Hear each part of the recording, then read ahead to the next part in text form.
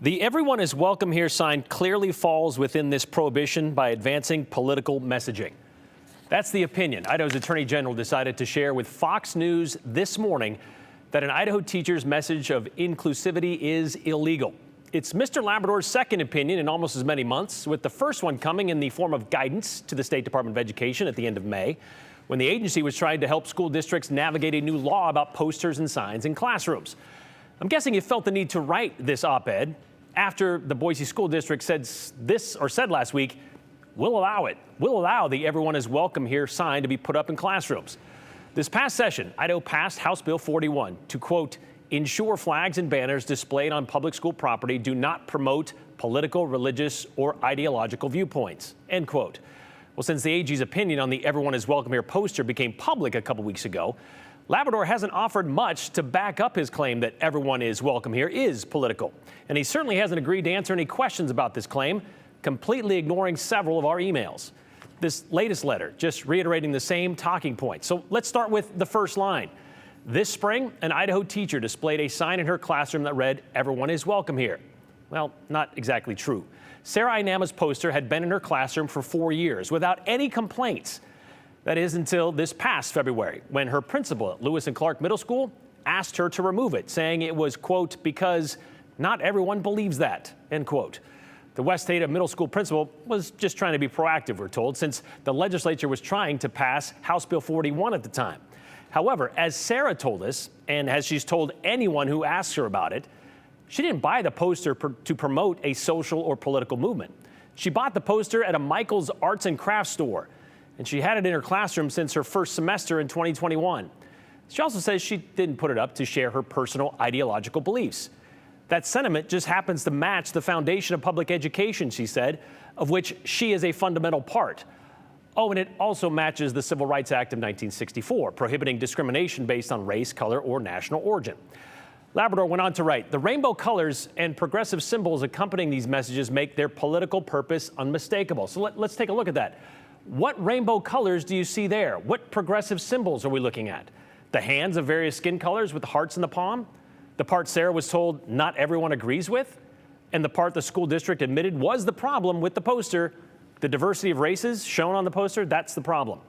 Okay, so what about the evidence to back up this argument, Labrador's argument? Other than an indoctrination map fueled by the Idaho Freedom Foundation, Labrador claims any and all of these inclusive posters were spawned as a political protest to President Donald Trump. Like in his opinion, he points to an "All Are Welcome Here" sign campaign that began in 2016 and says it was started by progressive activists in Minnesota. While that movement did begin shortly after President Trump was elected in 2016, it wasn't in response to the election. It was in response to what was written on the bathroom, on the walls and on the toilet paper dispenser, as you see, of a Maple Grove High School, a suburb of the Twin Cities, the day after the election. See that hashtag, go back to Africa, hashtag make America great again, hashtag whites only, hashtag white America, Trump train, that kind of stuff. Several other things we can't repeat on television. Well, a year later, our sister station in Minneapolis did a story on how many "All Are Welcome" signs were popping up around town and around the country. All are welcome here. Regardless of their race, their gender identity, their sexual preference. The signs popping up near your corner 9 languages I think we have now grown into a movement. With more than 11,000 signs across 40 states. It just sort of exploded. Behind those 4 powerful words, for friends, with a message of love. We are all really trying to live the statement that we're putting out there. Jonna Netlin Lover is one of 4 Twin Cities mothers with full-time jobs who literally put a stake in the ground when it comes to hate. Co-partner Jamie Chismar, a graphic designer, designed the logo after the high school in her hometown of Maple Grove was riddled with racist graffiti the day after the Trump election. The kids and the principal there had such a great positive reaction to it. We were really inspired. We are helping people remind themselves of that call to positivity and that call to inclusivity every time they drive out of their driveway or every time they wear the button. So if the movement is based on, well, not being racist, is that really, quote, political, religious, or ideological? Labrador then points to the nonprofit's mission as supporting, quote, a just, inclusive, and equitable environment, and the fact they donate to progressive causes like the ACLU. And here's the ACLU mission statement. Progressive causes, he calls them. Their own mission is to maintain and advance civil liberties, including like the First Amendment, due process, and equal protection of the laws. Real progressive stuff there. The ACLU, mind you, that's the group who fought for the teaching of evolution in schools in the Scopes trial, ending state-sponsored segregation in public schools in Brown versus the Board of Education, and students' ability to protest with black armbands in Tinker versus Des Moines. Labrador also claims because some political groups now sell products saying the same thing, that everyone is welcome here, well, therefore it must be political. But as we pointed out 2 weeks ago, the Idaho Democratic Party only started selling yard signs and stickers on March 25th. That'd be 2 weeks after Sarah's story went public.